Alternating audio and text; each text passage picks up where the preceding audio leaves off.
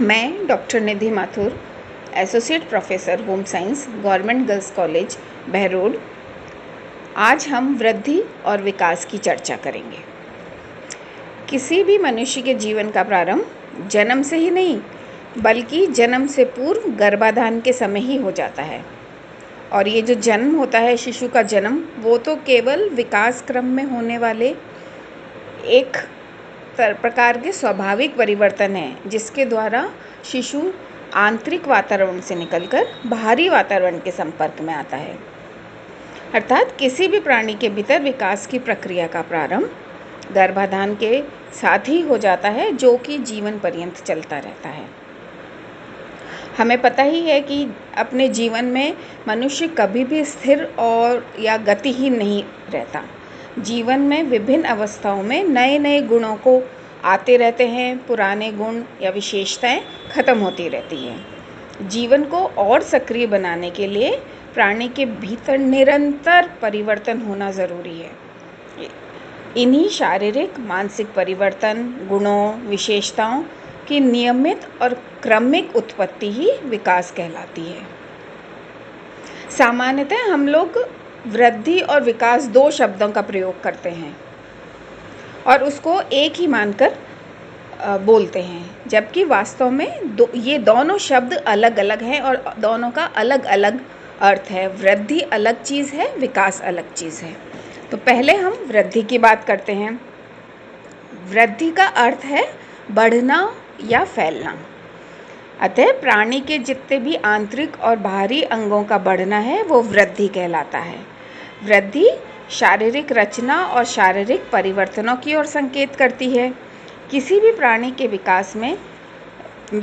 प्राणी में विकास तो पहले होता है और वृद्धि बाद में आती है। वृद्धि गर्भाधान के लगभग 2 सप्ताह के बाद प्रारंभ होती है और 20 वर्ष की आयु के आसपास लगभग समाप्त हो जाती है। वृद्धि में होने वाले परिवर्तन केवल शारीरिक और रचनात्मक होते हैं। वृद्धि केवल परिपक्वता तक ही होती है, जबकि विकास हमारा जीवन पर्यंत चलता है। यानी वृद्धि गर्भावस्था से लेकर प्रौढ़ावस्था तक चलती है। वृद्धि में होने वाले सभी परिवर्तन शारीरिक होते हैं। प्राणी में वृद्धि बाद में होती है, पहले विकास होता है। और वृद्धि के दौरान होने वाले परिवर्तन क्वांटिटेटिव होते हैं, मात्रात्मक होते हैं, अर्थात जिनकी गणना हम कर सकते हैं। जैसे परिवर्तन हुआ लंबाई का, कि वो इतना इंच बढ़ गया, इतने सेंटीमीटर बढ़ गया, इसकी लंबाई इतने फिट हो गई है, या वजन का बढ़ना हुआ, ये सारी चीज़ें हम गिन सकते हैं। वृद्धि में परिवर्तन रचनात्मक होते हैं। रचनात्मक होते हैं यानी पॉजिटिव की तरफ होते हैं, प्रोडक्टिव बदलाव होते हैं उसमें। और वृद्धि का क्रम प्राणी को वृद्धावस्था की ओर ले जाता है। और वृद्धि में कोशिकीय वृद्धि होती है। वृद्धि की हम बात करेंगे तो यह एक संकीर्ण अवधारणा है, क्योंकि केवल प्रौढ़ावस्था तक चलती है ये। और वृद्धि एक साधारण प्रक्रिया है जिसमें शारीरिक परिवर्तन होते रहते हैं। वृद्धि को मापा जा सकता है, क्योंकि परिवर्तन परिमाणात्मक होते हैं। जैसे लंबाई, भार आदि की वृद्धियों को हम माप सकते हैं। लेकिन विकास क्या है? विकास एक सार्वभौमिक प्रक्रिया है जो जन्म से लेकर हमारे मृत्यु पर्यंत चलती रहती है, अविराम गति से चलती रहती है। विकास केवल शारीरिक वृद्धि की ओर ही नहीं संकेत करता, बल्कि हमारे अंदर होने वाले सभी परिवर्तन, शारीरिक हो चाहे मानसिक हो, सामाजिक, संवेगात्मक, सब इसके अंतर्गत आते हैं, जो कि हमारे मृत्यु तक निरंतर प्रकट होते रहते हैं। अतः प्राणी के भीतर विभिन्न प्रकार के शारीरिक व मानसिक क्रमिक परिवर्तनों की उत्पत्ति ही विकास है। विकास की प्रक्रिया में सभी परिवर्तन समान नहीं होते। यहाँ हम ये कहना चाहेंगे कि जो परिवर्तन हो रहे हैं वो हर क्षेत्र का अलग होगा। सामाजिक परिवर्तन अलग प्रकार से होंगे, मानसिक परिवर्तन अलग होंगे, संवेगात्मक परिवर्तन अलग होंगे। और जीवन की एक प्रारंभिक अवस्था में जो भी परिवर्तन होते हैं वो रचनात्मक होते हैं, और उत्तरार्ध में जो भी परिवर्तन होते हैं वो विनाशात्मक होते हैं। विनाशात्मक मतलब जो कि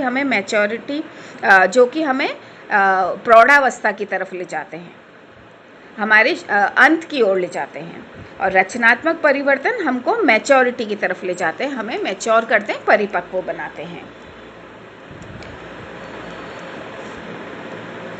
विकास जो कि एक निरंतर चलने वाली प्रक्रिया है, इसमें किसी अवस्था विशेष में पहुंचकर मनुष्य का विकास पूर्ण रूप से समाप्त नहीं होता, यानी विकास लगातार चलता रहता है। हम कोई भी समय पर ये नहीं कह सकते कि यह व्यक्ति पूर्ण रूप से विकसित हो चुका है, बल्कि विकास की प्रक्रिया भिन्न भिन्न अवस्थाओं में अलग अलग पृथक पृथक रूप से चलती रहती है। जैसे गर्भकालीन अवस्था में इसकी गति तेज रहती है, बाल्यावस्था और किशोरावस्था में ये और अधिक तीव्र हो जाती है, जबकि किशोरावस्था के बाद विकास की गति कुछ हद तक मंद पड़ जाती है।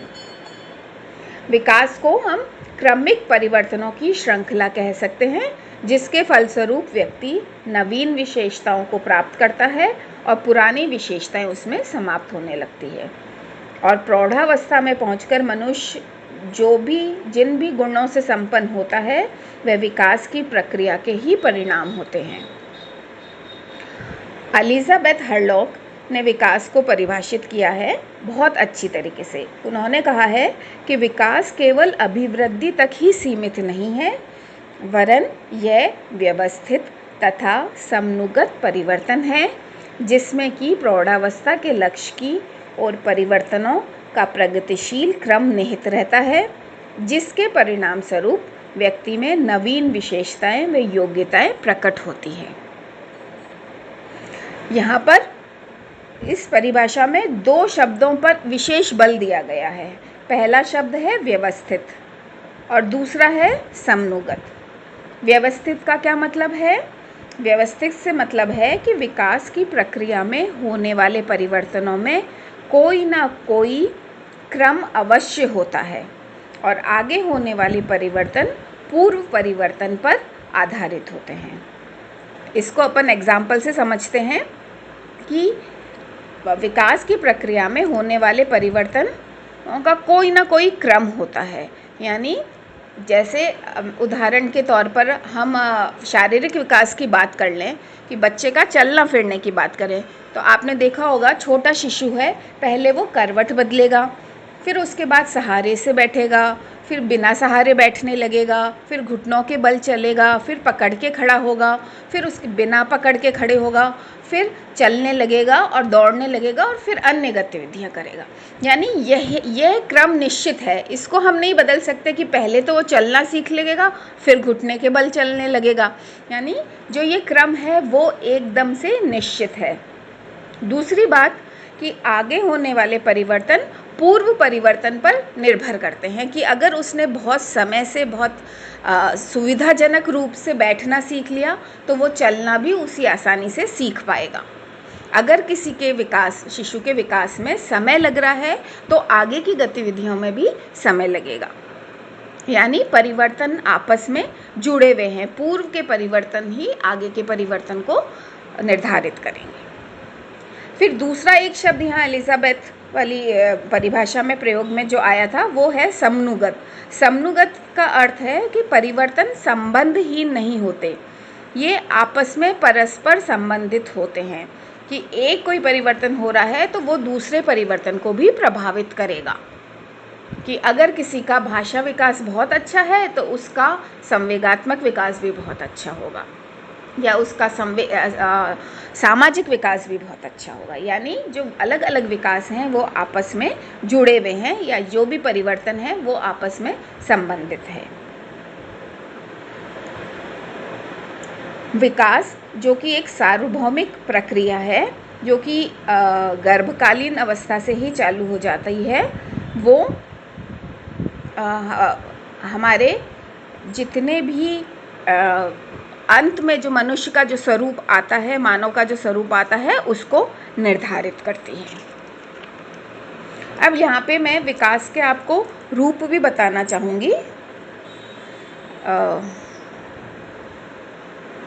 विकास के मतलब जब विकास होता है तो 4 प्रकार के परिवर्तन होते हैं।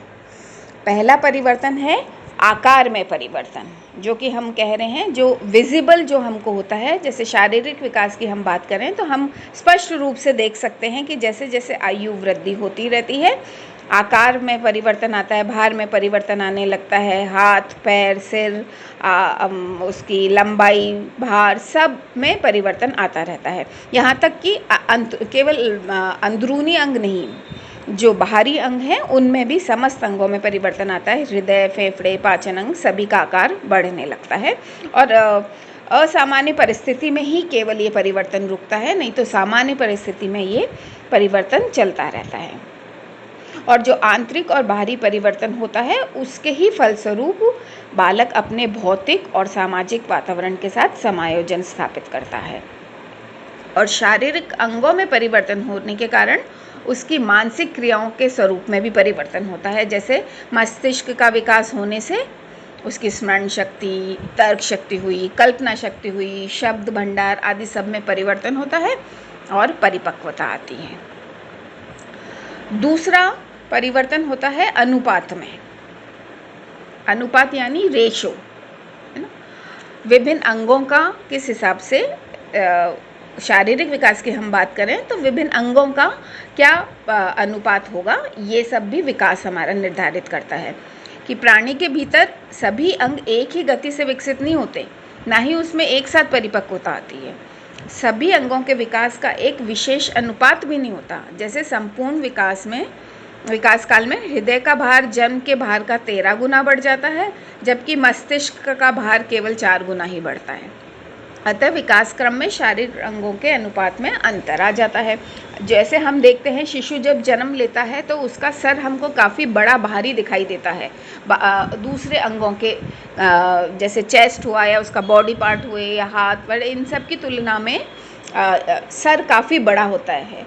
लेकिन जैसे जैसे विकास होता है, परिपक्वता आती है तो अनुपात बदल जाता है, सर छोटा हो जाता है, बाकी अंग वापस विकसित होने लगते हैं, बड़े होने लगते हैं। इसी प्रकार हम इन परिवर्तनों का प्रभाव, हमारे जो अनुपातिक परिवर्तन है उनका प्रभाव हमारे मानसिक, सामाजिक, संवेगात्मक क्रियाओं पर भी पड़ता है। जैसे जैसे अनुपातिक परिवर्तन होता है वैसे वैसे इन सब पे प्रभाव पड़ता है और जो प्राणी की क्रियाएं हैं वो और परिष्कृत हो जाती, प्योर होती रहती हैं।